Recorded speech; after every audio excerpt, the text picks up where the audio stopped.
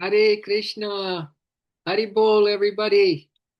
Welcome to Paramahansa Yogananda's second volume, chapter 18 of the Bhagavad Gita of Lord Bhagavan Krishna. How did we get here? It's wonderful to have you all here. It really is. Marty, Narayan ji, wonderful to have you here. One sleeping dog who's very muy contento on the bed there. And we shall continue I think it's part 7 of all these last couple weeks or couple months of just learning to let go. I mean, who are we in service to in this life, right? Are we just here to kind of fumble around and do our own thing and that's it? Or are we here to serve the one? Are we here to just have our own ideas, or do we acknowledge that some power greater than ours, a higher power, is giving us those ideas? Anyway, we're going to see today more about renunciation, and this is a little section called the roots of action and the consummation of action or liberation. The roots of action. Why do we do anything? Why are we upset? Why are we, not content? Why are we still restless? Why are we, all this kind of stuff? We're going to look at the roots of actions and the consummation of action. But before, I just want to read the last paragraph of, of verse 12, just so you might remember some of it or not. But it leads us right into this verse 13, which is the roots of action and the consummation of action or liberation. All right. So in this last paragraph of verse 12, Yogananda's commentary says, the ego identified person who wishes to be free. Okay, so if you're an ego identified person, I don't know if you're even wishing to be free. I don't even know if it's a concept for you. But anyway, the ego identified man or woman who wishes to be free must. So if you are, okay to have ego, we all have ego. And if we are also on the spiritual path, then this is for us. The ego identified man or woman who wishes to be free must similarly learn to dedicate. Dedicate. What a word. See what that feels like for you. What can we dedicate our life to God? Is that something that you could just have going on? No one needs to know. It's just between you and the one who you're going to be one-on-one with, which you are now, but you will be for real in the inner worlds when you leave these bodies. You're going to be one-on-one with that one that you have served invisibly, intangibly, no one even knowing, humbly maybe you serve. But that's when it all shows up. What have we dedicated our life to? Or is it, major ego, just about me? That's where the frustration comes from people. They don't realize why they're so frustrated, or maybe angry, or maybe upset, or just not fulfilled and filled with more desires than ever before, that kind of thing. So listen, though, if we have that ego, which we do have, and we wish to be free, we need to learn to dedicate, my dears, and of course, meditate, in this case, dedicate your physical, mental, and spiritual activities to God. They're not ours. Nothing is ours here. That's one way to break free today. Nothing is ours here. You can't claim anything. Not even worth the time to claim anything. So This is about if we really want some freedom, my dears, more freedom, more contentment, more, just knowing that you are absolutely covered from head to toes with that omnipresence of the divine loving presence. The omnipresence of the divine loving presence. That's you and me. It's a big, big, big omnipresence, right? It goes on and on. It's an infinite omnipresence, and we are a part of that omnipresence. So, but we must learn to dedicate our physical, mental, and spiritual activities to God. That person should always think along these lines. Remember this sentence from last week? I loved it. I work for the Father. So this is a quote from Yogananda that we should think along these lines. I work for the Father, and He works through me. I work for the Father, and then He works through me. All right. So it's none of my business. It's none of my business, my dears.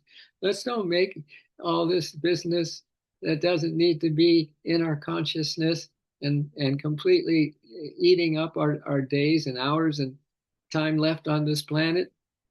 Let's see if we can get real crystal clear and know why we do anything at all, and let's make it a dedication. That's a whole nother way to approach life, right? I mean, who thinks of this? I work for the Father and He works through me. I eat not because I'm attached to health, but to care for this body temple of His in my charge. His body temple, His body temple. We eat to serve His body temple, Source's body temple. Not that we're attached to health, but we're doing this to care for the body temple of His that's in His charge. I think, reason, and will. I think, reason, and will, not to satisfy the ego, but that I might intelligently, ambitiously act and serve the Lord alone. That's a nice thought right there, huh? I think, reason, and will, not to satisfy the ego, but that I might intelligently, ambitiously act and serve the Lord alone. He has given me this body, this reason, this will, and power to act. So with non-attachment, I use them to play my part in this drama. The body, the reason, the will, and the power to act. So with non-attachment, I use them to play my part in this drama of life. There it is. There it is, my dears. That leads us into today. The roots of action and the consummation of action or liberation. Verse 13. Are you ready for this? Everybody ready? So nice to have you aboard. I think I saw something come in, Denny. You wanted a couple of videos. Let me help me to remember. Yeah, but anyway, thank you for your note. I got it. Appreciate it. So, are you all ready for verse 13? The roots of action and the consummation of action or liberation. This is what Krishna says. See what Krishna says. O mighty armed Arjuna, learn from me. Learn from me. What school do you go to? I go to the school of Bhagavan Krishna. Yes, I do. To learn from him 5 causes. To learn from him the 5 causes for the performance of all action. 5 causes for the performance of all action, which are chronicled in the highest wisdom or Sankhya. These 5 causes, my dears, are chronicled in the highest wisdom, or also called Sankhya Yoga. Yay, Vince. Yay, Vinny. Much love to you and yours, my friend. I hope everything is clear, crystal clear. Everything is going along just great for you and your loved ones. Nice to have you aboard today, Vinny. So What are these 5 causes for the performance of action that's chronicled in the highest wisdom? Wow. Wherein all actions terminate, where they all dissolve, where they all dissolve. Yeah, this is very interesting, isn't it? So let's see what Yogananda says. He says Sankhya, or the highest wisdom, that philosophy, that part of yoga in the great Mahabharata is considered the Sankhya, the highest wisdom. And Sankhya, highest wisdom, is to have complete knowledge or ultimate enlightenment. Complete knowledge or ultimate enlightenment. That means there's nothing that we own. There's nothing that is ours. We're just in service, my dears. We're just in service. We've come here. We have a job.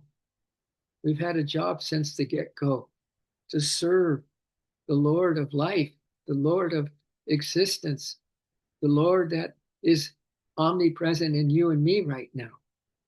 To serve him or her. The soul is sexless, so you can choose either one or both, and dedicate.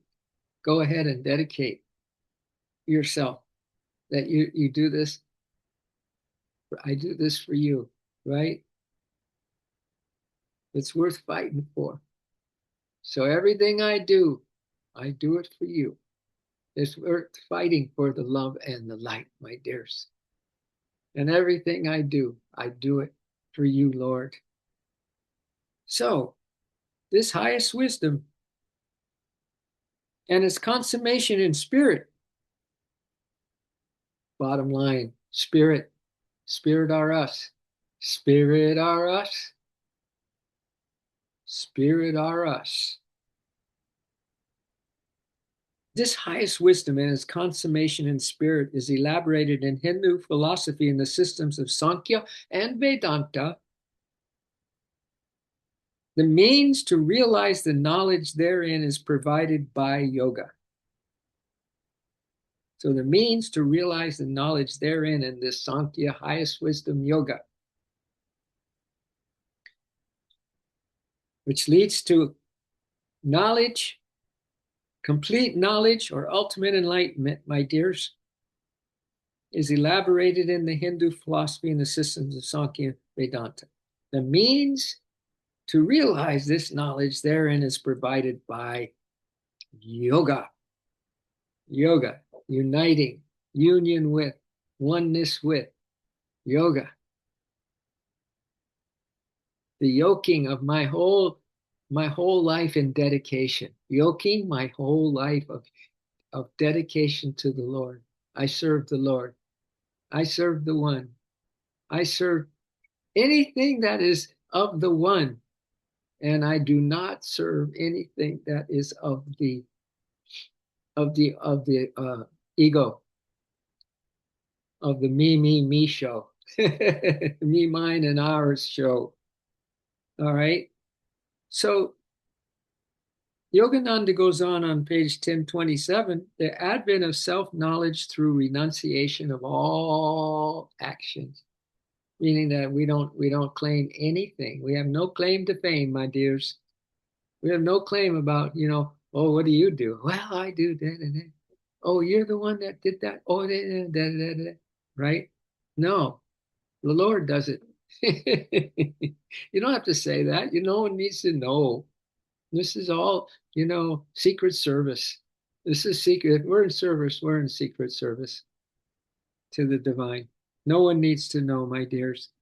So the advent of self-knowledge through renunciation of all actions, as outlined in the Sankhya philosophy, and the consummation of all actions after attaining this realization as described in the Vedanta, both have to do with the complex nature of action. It's awfully hard to say that when you do an action that you didn't do it, right? You do an action and doesn't it feel like, yeah, I did that. I'm doing this, right? And it's just kind of normal for the human to go down that road, right?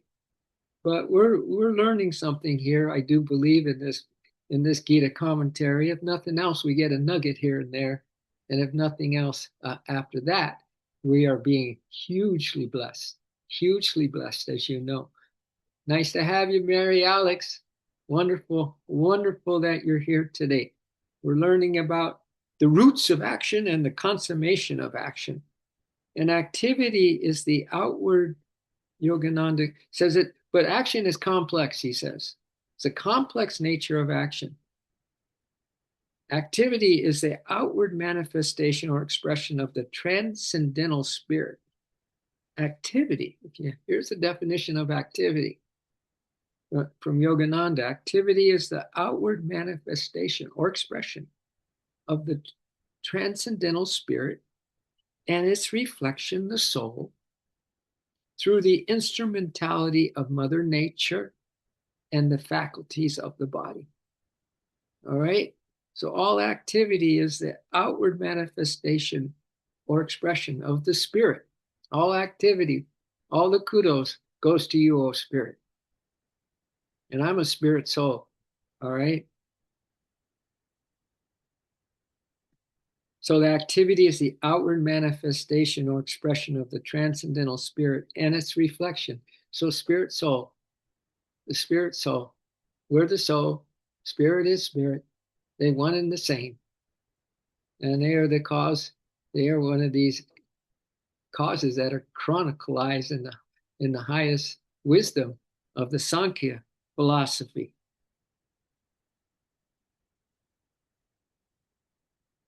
So we learn to be active in outward manifestation or expression, whether we know it or not, that it's the transcendental spirit that's doing this action. All right? Maybe that'd be one thing what we leave with today, that it's you, oh Spirit, it's you. Yeah, it's you. It's you. In the valley of sorrow, 1,000 years until tomorrow. But I'll wait to see only you, just you, oh Lord. We'll get it. We're getting it. We're getting it, oh Lord. We're coming. We're coming home. Activity and its reflection, the soul, through the instrumentality of nature. So we got to go through these gunas, you know. We got to go through the Mother Nature and its reflection, the soul, through the instrumentality of Mother Nature and the faculties of the body, and through bodily stuff, right? So Sankhya teaches that renunciation of all actions is necessary in order to gain self-knowledge. That renunciation, all right? The first aphorism in Sankhya declares that the highest necessity of man and woman. You want to hear what the highest necessity of man and woman is, my dears? Is the eradication of physical, mental, and spiritual suffering at the root. Ooh. The first aphorism in Sankhya declares that the highest necessity of you and me, my dears, the highest necessity of man and woman is the eradication of physical, mental, and spiritual suffering. Physical, we might have a little of that going on right now. Mental, we might have some of that going on as well. Physical, mental, and spiritually, we might be suffering at the root. All that may be happening inside of us right now, my dears. So our highest necessity is the eradication of any of that pain, the physical, mental, and spiritual suffering at the root, so that there's no possibility of recurrence. Woo! Feeling like, man, you let yourself down or someone let you down or whatever. That's part of the tapestry of life, right? But it's easy to get caught up in it, but it's more profitable, meaning it's more, you know, for our highest evolution when we can rise above it rather than succumb to it. Any of this physical, mental, and spiritual suffering at the root, right? And the recurrence of. So they're talking here that this highest philosophy says we don't want any possibility of recurrence, right? Once you get bingo, you've made bingo. Once you've won the lottery, you've won the lottery. All right. So once we're able to, dedicate everything that we do it for you. Yeah. Let's make this day a day, Lord, I do this for you. Even if it feels weird or it feels like what? No, I'm doing this, whatever. Still practice it. Practice it. I'm doing this for you. If nothing else, it might just put a little smile on your face and some energy coming in. Energy you didn't think you had. And it keeps coming in. Yoga philosophy then teaches the technique by which the threefold human afflictions. What are the threefold, my dears? I do believe it's the physical, mental, and spiritual suffering at the root, right? Is human affliction. So yoga philosophy teaches the technique by which the threefold human afflictions can be removed forever. Wow. Yogananda don't mess around. He certainly didn't mess around in this lifetime, did he? Vedanta, which means the end of the Vedas, complete knowledge of all truth to be known, describes the infinite spirit. Remember, the cause, the spirit. The one behind all action, spirit. So this Vedanta philosophy means the end of the Vedas, complete knowledge of all truth to be known, the Vedas. The complete knowledge of all truth to be known describes the infinite spirit, the ultimate goal of man.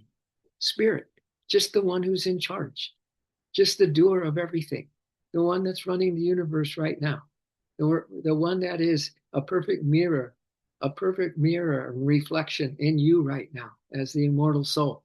So it's we're in it together, spirit and soul, dancing together. That's why Yogananda has that chant.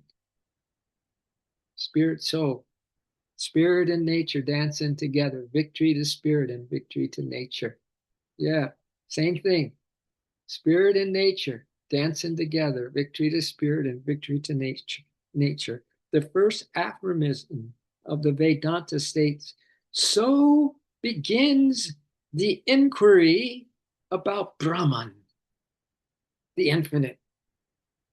The first aphorism of this Vedanta philosophy states, so begins the inquiry about Brahman, the infinite. Wow. What a subject. What a subject we have today, folks, in our classroom. Whatever classroom that life is throwing at you today, that we can begin the inquiry about Brahman, the infinite, in this action of ours and the dedication of everything that we do right here and today. Look at, we're taking the highest philosophy, the highest wisdom this morning, and we're learning the technique of that's probably ancient, thousands of years old, about how we can, completely have no recurring bummers or sufferings or feeling horrible, right? Or feeling left out or FOMO or whatever, my dears, right? We can end that forever. So begins the inquiry about Brahman, the infinite, where we know that source is the doer, and we can let go of all our guilt, all our shame, all our blame, all our worries, all our fears, all our upsets. We can drop them today. We can drop them right now, Vinny, my man, and you can leave your generation, all those kids of yours, leave them with a papa that is just like radiating, which you do already, brother. But now it's just for all of us to just know that we can we can take care of business now when we don't do the business, right? When we know it's not our business, guess what? It's none of our business. Nothing is in this world is our business, right? Because it's unreal, it's false, it's a dream delusion. The only thing that's real is that spirit's the doer, not I, not I. All right.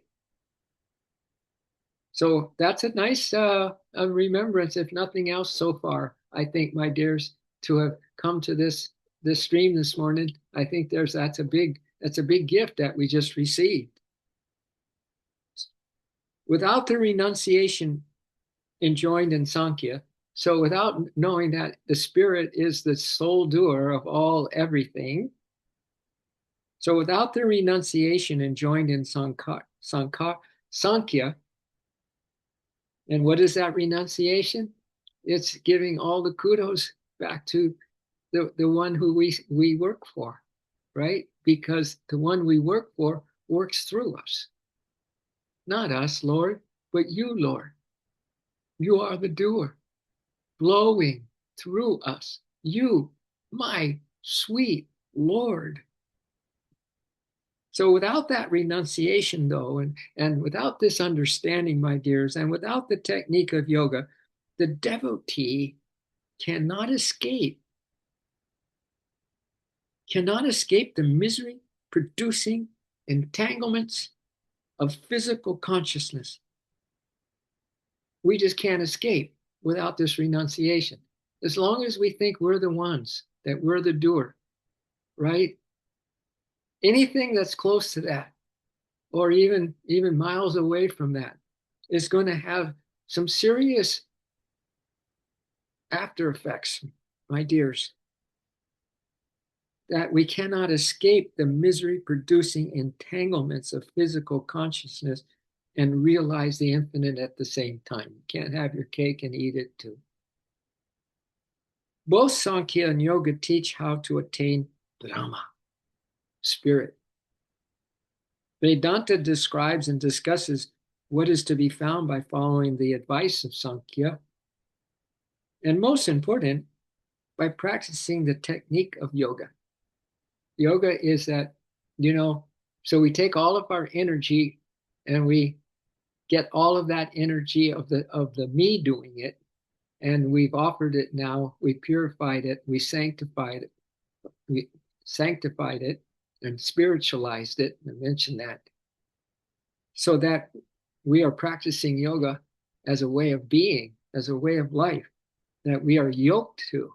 And instead of being attached to the physical, those things that will make us suffer, we're attached to the joy of being united in yoga to the one who's doing it, the one who we serve, the one who is the father of us all and the mother of us all. All three philosophies, Sankhya and Yoga and Vedanta, those philosophies point out the same goal, but Sankhya and Yoga must be followed first. Sankhya, the wisdom yoga, and the yoga that unites us in all of our actions to the Supreme Spirit. Does this make any sense as we roll along here this morning? I think it's, where else are we going to get this? This might be the final time we ever even consider these notions that we're listening to this today. I hope not, but maybe that they're going to be, put in as a surprise from the Great Spirit, my dears, for us just listening to this today. Really, really, right? So we can't say that, oh, well, we're going to forget about all this for the rest of our days. I think it might just be the opposite, that we're pleasantly surprised by the amazing grace that comes because we are listening to something that is so rare to listen to.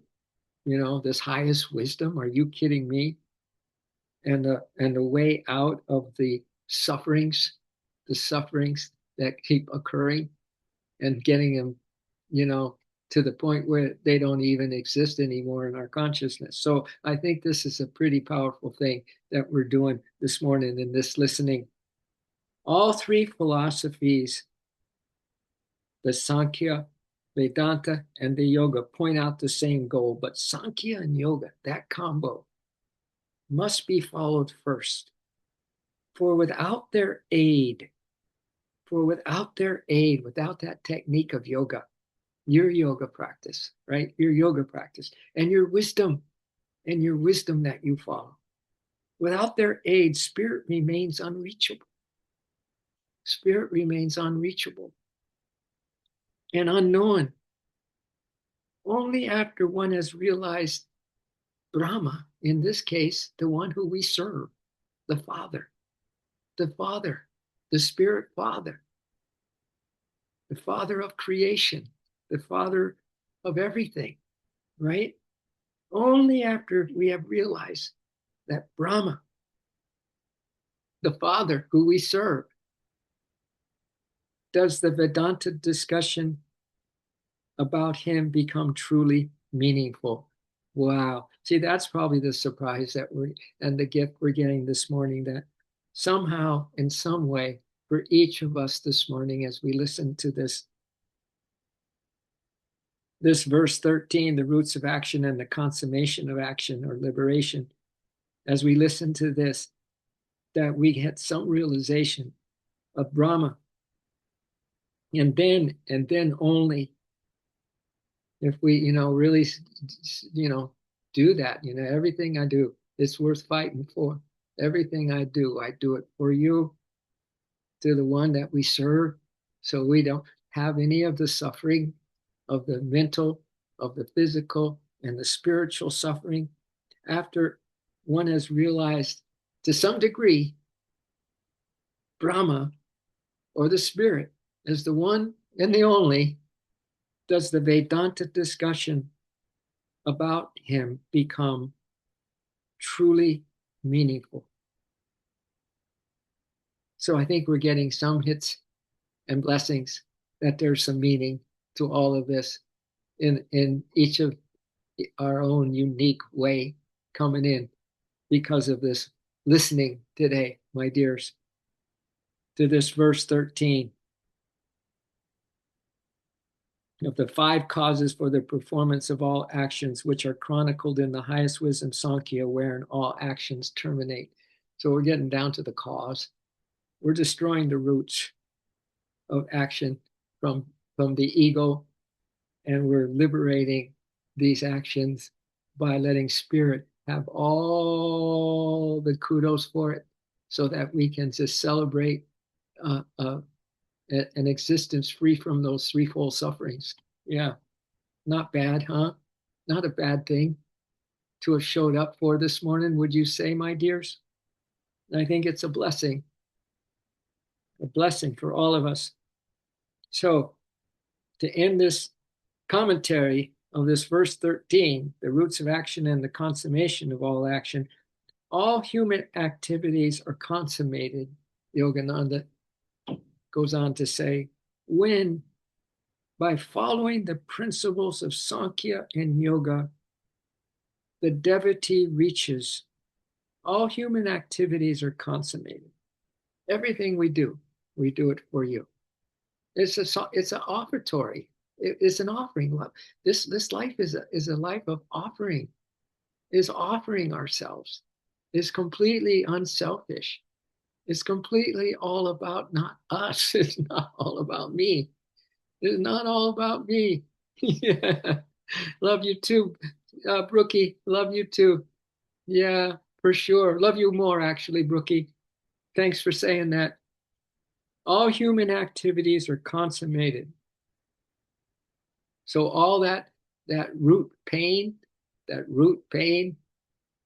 the karma that comes from that does not recur anymore when, by following the principles of Sankhya and Yoga, the devotee reaches the ultimate state described by Vedanta. And you want to hear what the ultimate state is from Love you the most.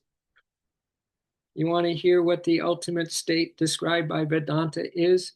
Here it comes. Here it comes, Vinny. Oneness with the absolute. So this is an absolute truth that we're talking about this morning. It's absolute. There's no ifs, ands, or buts. It's just the absolute truth. Where are you going to find absolute truth, my dears? I'm finding it on page 1027 of Yogananda's commentary to God Talks to Arjuna. That's where I found out. That's where I'm getting it, but here it is. The following principles of Sankhya and yoga, the devotee reaches the ultimate state described by Vedanta, and that is this sentence coming up: oneness with the absolute beyond the domain of all activities. Remember that Dobie Gillis show?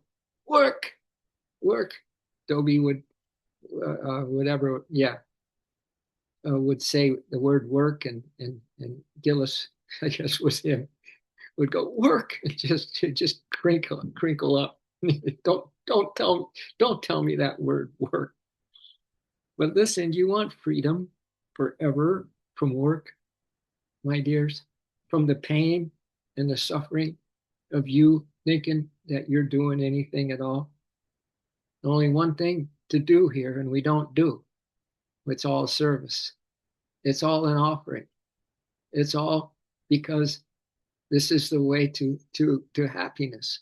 This is the way to freedom, is that we are totally about the bliss joy, the bliss happiness, the freedom from all suffering. You know, Babaji said, even a little bit of this yoga will free you from dire fears and colossal sufferings. Can you believe that? Even a little bit of this yoga, and we should say, and Vedanta and Sankhya, even a little bit can save us from dire fears and colossal sufferings. That's quite a promise, wouldn't you say?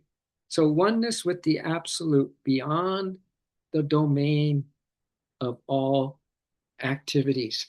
Can you imagine? Our reality exists in a domain where there are no actions, there's no activities of our doing at all. It's just spirit. Spirit's got the whole us, right? Spirit are us. Spirit are us. Absolutely. The spirit are us. Absolutely. All right. So that ends the verse 13, which I think was a wowza kapowza from my standpoint. And how about you, my dears?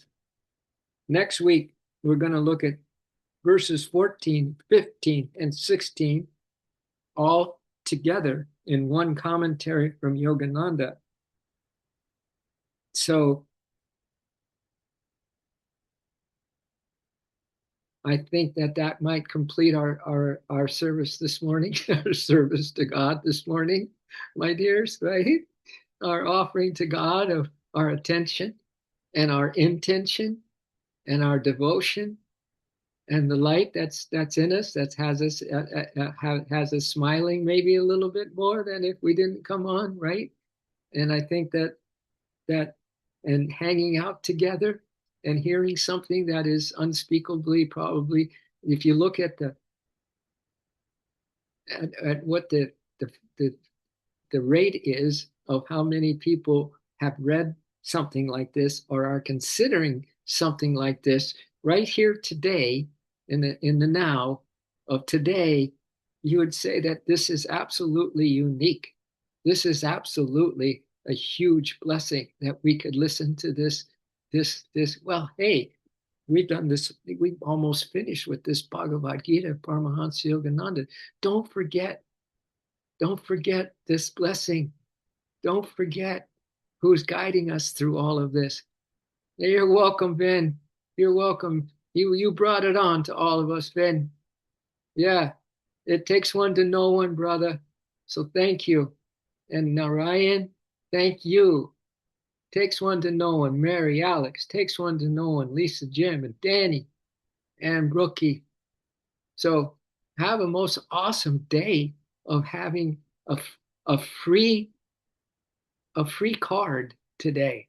You have a free ticket today to not have any activity that you're forced to do that you think you do that takes your energy. No, let the divine Shakti, the prana, come in.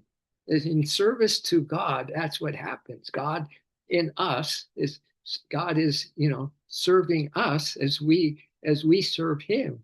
And he serves us up with the awesome cosmic energy and prana and surprises. Remember, this spirit is absolutely, everything everything you could dream of, and then some, and then some, and then some, right? Everything beautiful you can dream of, everything that is real, that just makes you tingle on the inside, my dears, and makes you smile, because it seems to be like what Divine Mother does best, and that is wipe out our karma, wipe out our foibles and our temptations and things like that. So that is that, my dears. We'll end here, and we'll welcome you all back next week. Maybe see you on the Sacred Soul meditation. But anyway, we'll see you in the oneness everlasting. Oneness, oneness, ocean heart. Oneness, oneness, everlasting. Oh, oneness, oneness, ocean heart. Oneness, oneness, everlasting. Love you all. Thanks for being here. Thanks for showing up. Thanks for your beautiful light and your beautiful heart and your beautiful soul. We'll see you soon, like in the omnipresence, where we're all hanging out together in the omnipresence. There's no other way.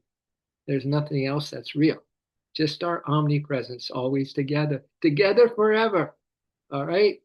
Thank you. I look forward to that. I'll see you soon. Much love, much light. Hare Krishna, Hare Bol. Aho. Toodles with oodles of love.